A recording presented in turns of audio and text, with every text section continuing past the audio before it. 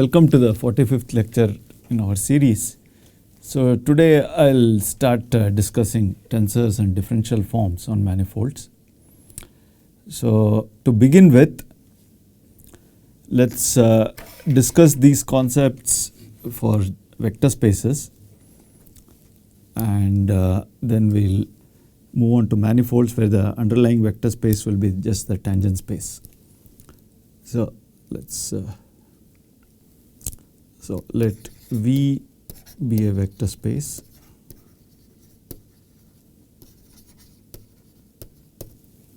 to begin with.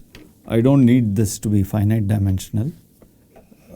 At some point I will assume that V is finite dimensional. So let V be actually, yeah, right. In fact, what I'll to be more general, let's take, so let's take K vector spaces,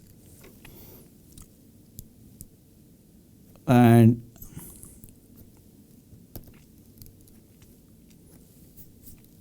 in fact I need one more, sorry. So K, and I'll also throw in a W, B vector spaces. A map F from V1 to Vk to W is multilinear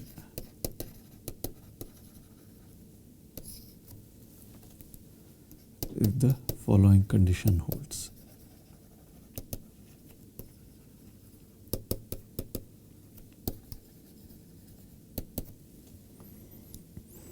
What one wants is, if I fix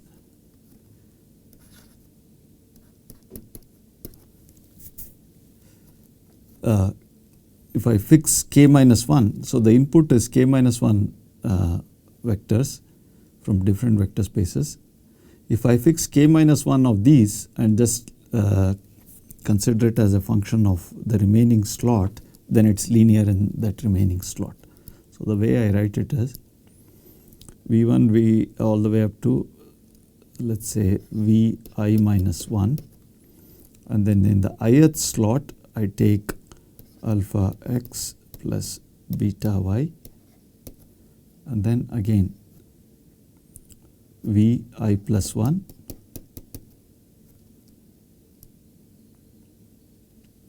and then Vk. This should be equal to alpha f of V1 Vi minus 1 x Vi plus 1 Vk plus beta f V1 Vi minus 1 y Vi plus 1 Vk for all V1. So these belong to different vector spaces for all V1 and V1, etc. So x, y in Vi. So here I should say for any I in between 1 and k, I have this condition. So Vi, and then Vk in dot dot dot, then Vk in Vk alpha beta in R. So this equation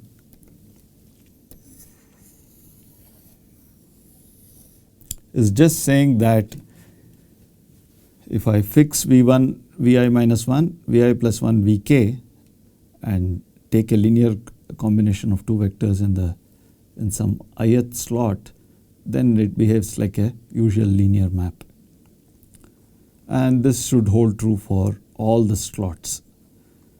So, and as we'll soon see, there are lots of natural examples of this, and let L V1 Vk W be the space of multilinear such multilinear maps. So notice that I've said space, so since it's clear that if I have two such functions f and g, I can add them and get again another multilinear map. And if I have a scalar, I can multiply f by scalar and get a multilinear map again. Note that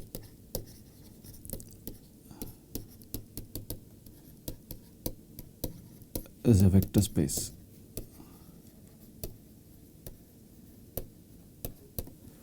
Throughout, as we have been doing in this, as has been the convention in this course, when I say vector space, it's always a vector space over the real numbers. So the scalar field is just R. So note that this is itself a vector space. So here are some examples.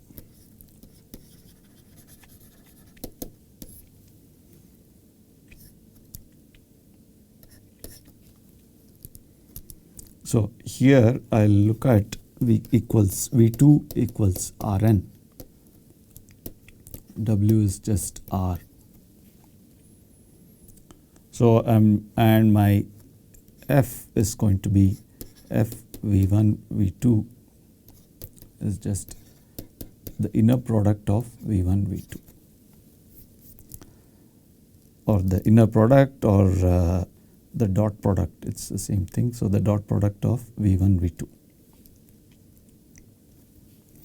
This we know is, this is multilinear. In this case, when there are only two, k is 2, we say that the map is bilinear.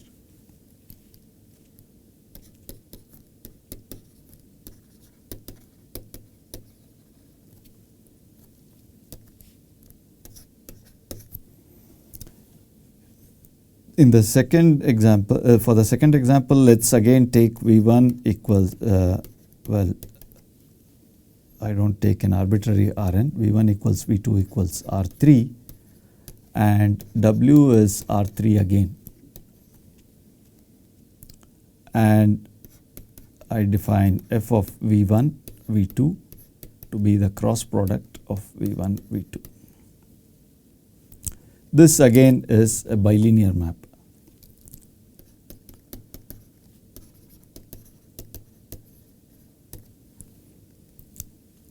So this is again something that we know, elementary coordinate geometry, that the cross product, the way it's defined, it's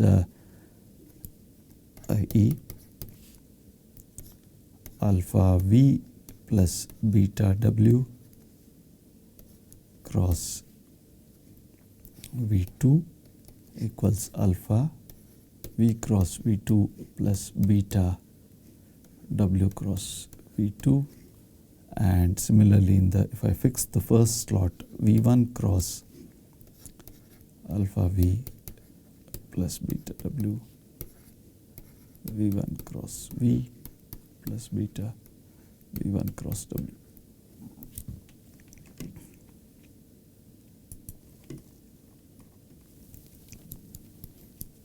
Another important example of a multilinear map is the determinant. So here V1 equals V2 equals Vn. I need exactly n, and I have Rn, and W is R. So f of V1 V2 Vn I define to be determinant of the matrix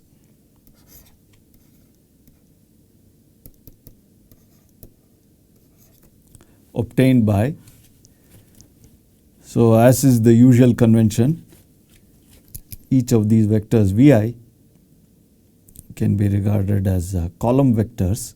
Elements of Rn can be regarded as column vectors. So I just write the columns. So this is determinant of V11, V1n, Vn1, Vnn, where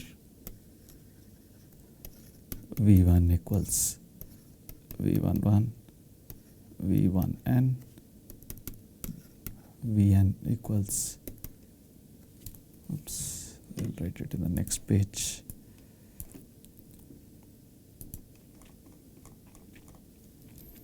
Dot, dot.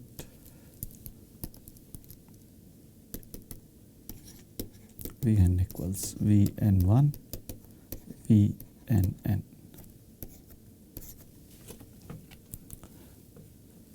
This again, the fact that this map is bilinear is a restatement of the fact that when we take the determinant of a matrix, if we take a linear combination of two columns, then the determinant can be split as a sum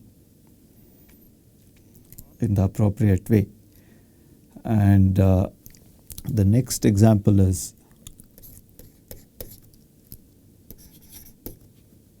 let V with a bracket be a Lie algebra. One of the defining properties of this Lie bracket, of a bracket on a Lie algebra, as we have seen, is that this map from V cross V to V, this is bilinear.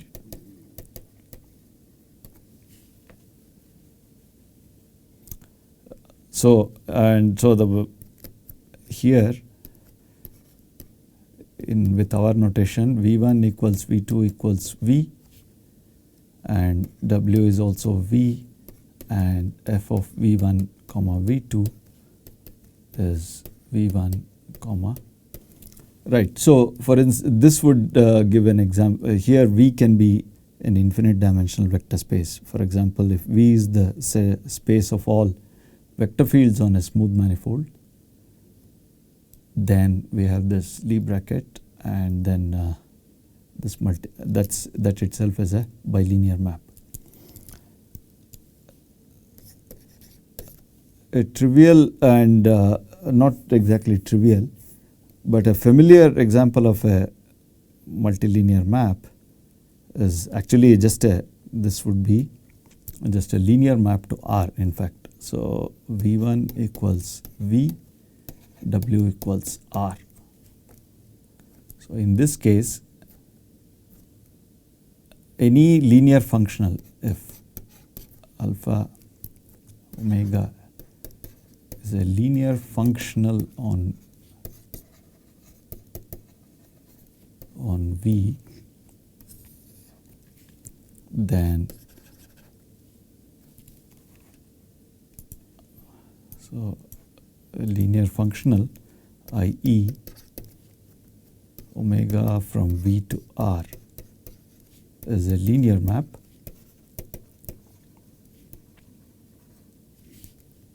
then omega belongs to LVR.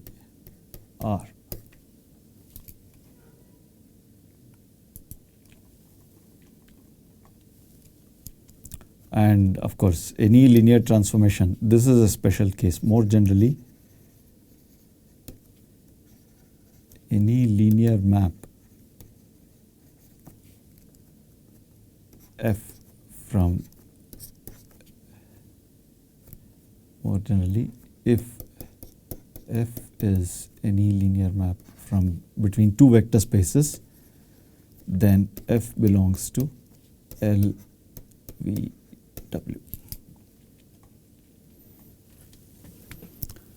Right. Now the goal is this. I want to focus on these the fourth example. No, the case of linear functionals. So,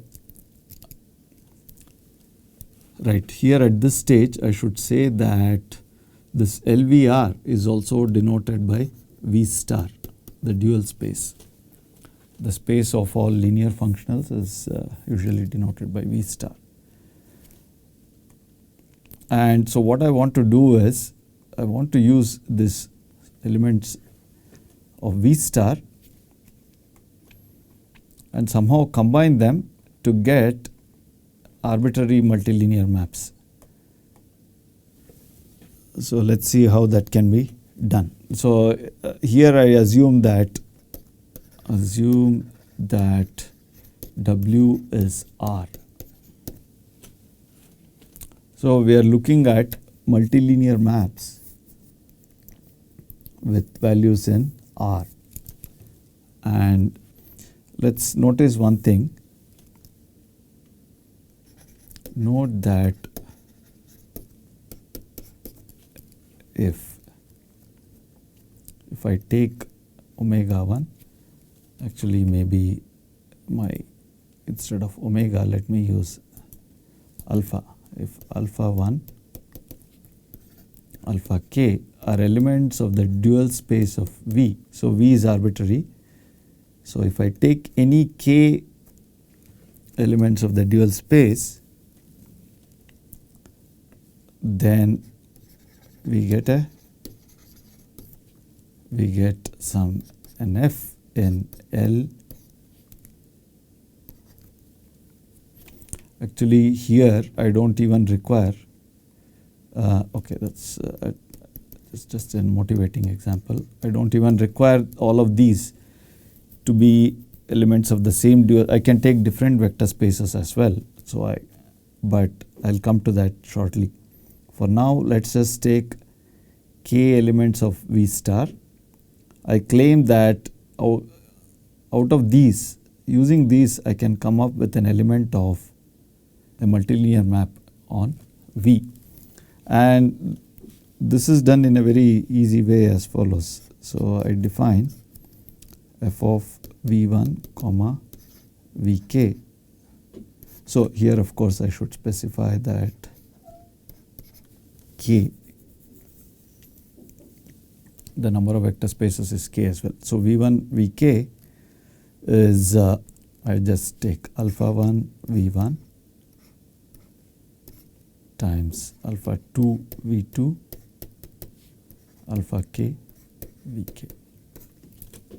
So this is just the this is just a product of real numbers. Alpha 1 V1 is a real number and so on. So I'm just multiplying this k real numbers.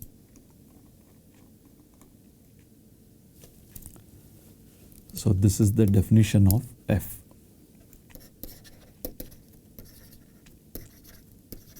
Generalized to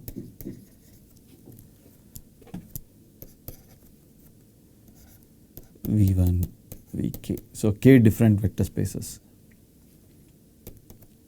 So if I take alpha 1 in V1 star, alpha k in Vk star, I get an element F in L V1 Vk R by F of V1 Vk equals alpha, the same formula.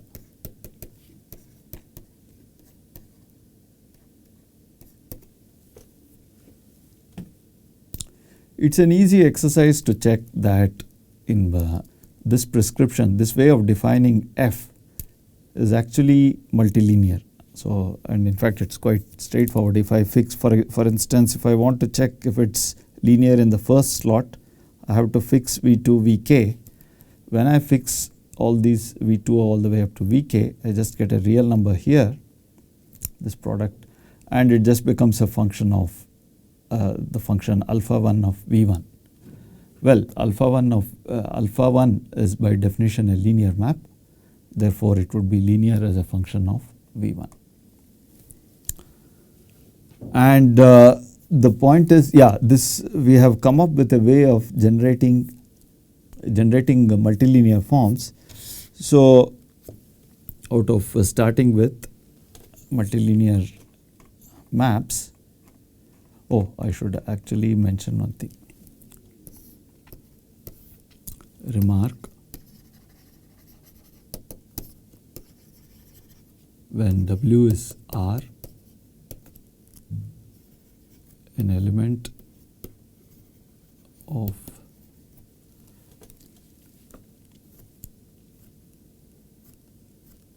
LV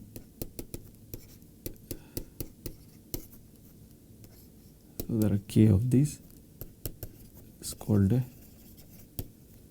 K form. Actually it's called a K tensor.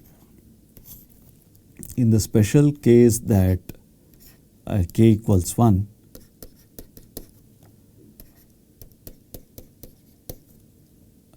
this is just the dual space. In this case, an element of this is called a, of course I can call it a 1 tensor, but it's also called a 1 form rather than a 1 tensor. It's called, and the reason why this suddenly change in terminology will become clear later on when I talk about forms rather than tensors. So an element of one V star is called a 1 form, and I'll use this language. So what I've described now is using 1 forms I was able to get a K tensor.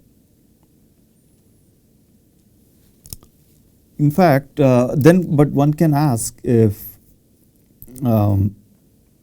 this gives us all possible K tensors, or more generally all possible elements of LV1 V all the way up to Vk.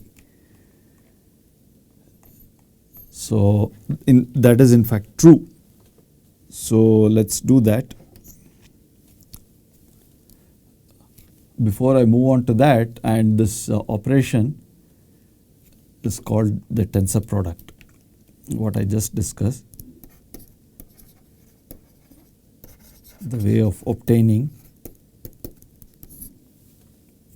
and it need not, here I started with 2 1 forms in the first case, but I need not start with 1 forms. If I start with, so a vector space is V1 up to Vk, W1 up to WL, and let's take F in L V1 Vk R, G in L W1 WL R. Then I can again do the same kind of thing that I did earlier, namely just multiplying the values. That works here as well. So I define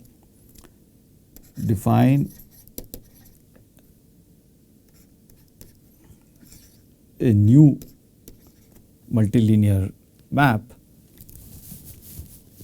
into R, and this is going to be an element of L. The input is V1 up to Vk, W1 up to WL, and target is still R by F tensor G. This is going to act on, so K vectors coming from the Vi's and L vectors coming from the Wi's. So this is V1, Vk, W1, WL. Maybe I should use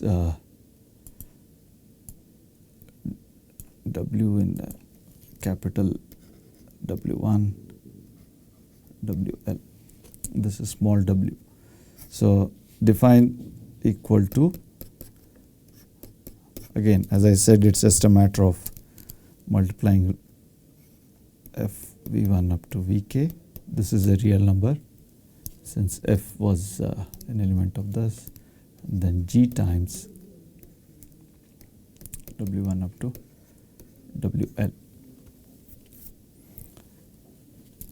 It's quite easy again to check that this is multilinear. It is clear that F tensor G is multilinear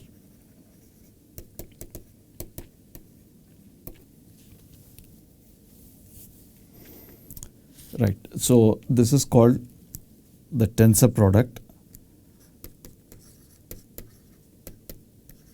Called the tensor product of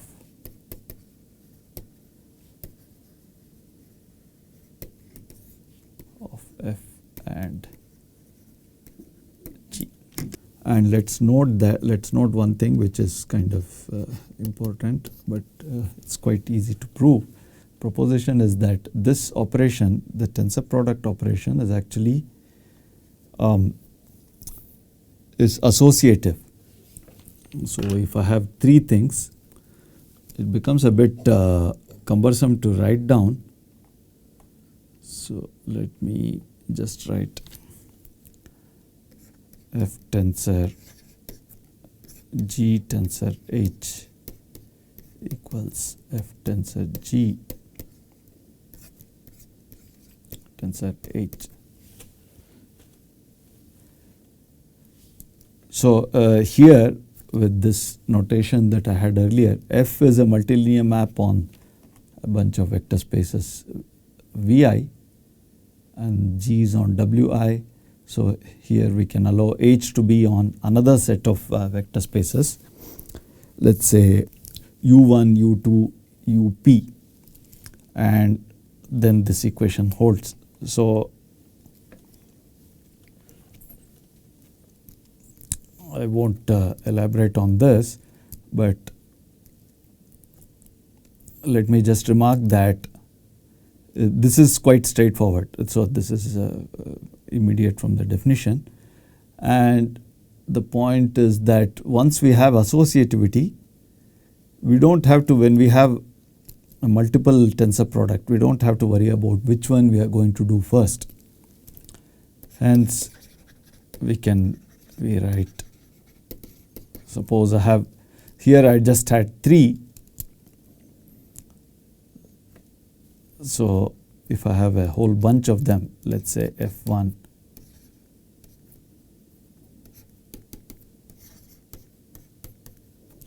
fr, without ambiguity.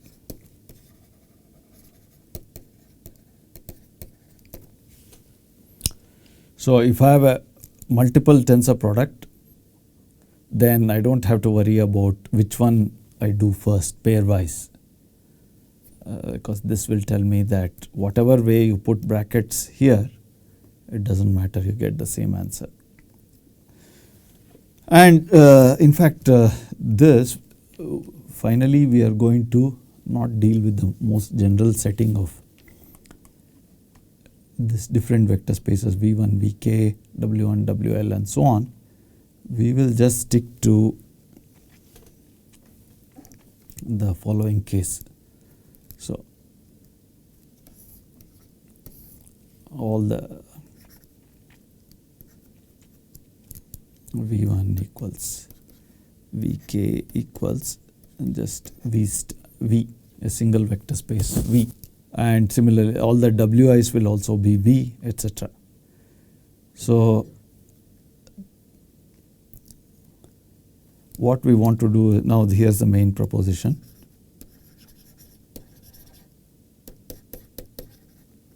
This is going to give us a basis for L, V, V, R. In fact, let me just stick to, let me just change it slightly. So instead of taking all the vector spaces to be the same, what I'll do is I'll keep them different, but this wi's that I had here, they'll all be w1 equals v1, etc., wl equals vk, so l equals k, and so on. So I'll just deal with, when I'm going to take tensor product, I'm just going to assume that all the multilinear maps have the same domains. Basis for this, let dimension of vi equals ni. So here I am assuming finally that these are finite dimensional vector spaces. And let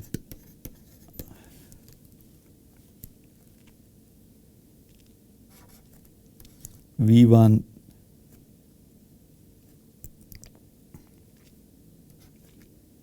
I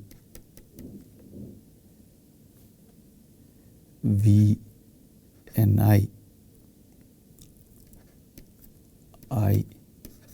be a basis for Vi. So I equals 1 to k. So I have this k vector spaces. For each one I choose a basis.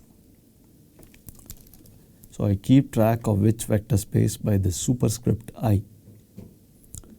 And once I have a basis for Vi, once I have a basis for Vi, I get a corresponding dual basis. Let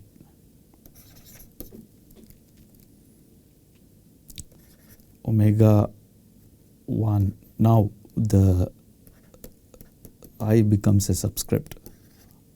I Ni be the dual basis for the dual vector space V star. So let me stop here. The goal is in next class I'll discuss how using these omega i's and the tensor product operation I can get a basis for LV1, V2, Vk. So we'll stop here. Thank you.